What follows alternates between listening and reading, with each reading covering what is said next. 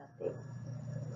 So where we are at in this study is that we are looking at various land uses and mobility in the vicinity of the I-64 West Virginia 152 interchange, and that extends up north to downtown Huntington and south to Beechford Lake. The tasks listed on this slide show what we have been working on as far as this study. So we've done an existing conditions inventory and evaluated all the data that has been available for the project. Second part is the economic and market analysis study, where we really got into a lot of the information related to what the supportability is around the interchange, looking at the demographics, population, potential usage of different land uses in the vicinity. We've done an extensive stakeholder and project team public meeting input. So we've had 2 rounds of it since we started the project in October.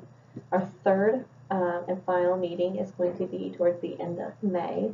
So that will likely be May 24th, and we will be presenting a draft plan at that time with some recommendations and talking about prioritization. So currently the tasks highlighted in blue are what we're working on, which is developing the mobility plan, the recommendations that go into that. As you can see on the first slide, this is the focus and extent of our study area, as I mentioned, to the north, around the interchange, and then south. What we have found to date through our existing conditions inventory, we've looked at the traffic patterns and capacity operations currently and what would be into the future. And in the future, we looked at a range between no build and full build out, very extensive land use around the interchange. So we could at least get a good idea of what's going on now and into the future. So what we found is that the corridor generally operates well, just along the alignment, and there's sufficient capacity for that would be associated with the proposed development potential. But intersections do have some congestion occurring now, and we'll likely have that into the future. So we will look at some improvements to address some of those spots.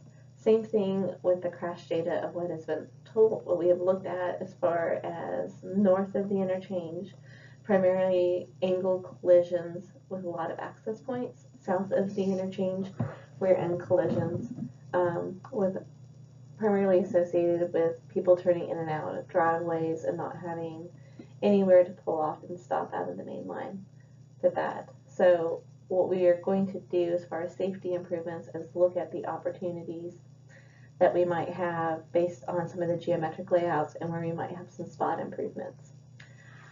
We also are considering bicycle pedestrian connectivity, and what we've heard from the steering committee is that it's maybe not as appropriate to continue a bike or path lane along the existing corridor, but to look at some opportunities off-road that could be potentially used as mountain bike trails or ATV trails, or some connectivity, especially between major destination points such as the parks and land uses downtown, to Heritage Farm, to Beechford Lake, and connecting to other existing and proposed paths. So that's an ongoing activity that we're taking the data that we have and moving forward with it. Then we also have looked at the service boundary of Huntington, of what the city limits are, and we have found that around the interchange that it does not incorporate all of the land uses there. So we would like to explore the potential of expanding that boundary, so anything we put in place with the study will be used and able to move forward into the future. So that summarizes the background of what we have found through existing conditions, and then we are looking at the economic study and market analysis because we want to actually get a better handle of what the possible land uses would be around the interchange, and that really dived into looking at some of the population demographics and what supportability is. What we found is that there is some modest population growth in the area, but not a lot of income in the specific area. So most of the dollars and influx would be from more of a tourism-based, regional, further perspective of people coming in to participate in some of the uses. So what we see is the increase is the arts, entertainment, recreation side of this, and that is growing. So that's a supportable use that we've talked about related to water park, adventure development associated with Heritage Farm. Our hospitality analysis looking at the lodging component around the area shows 65% utilization.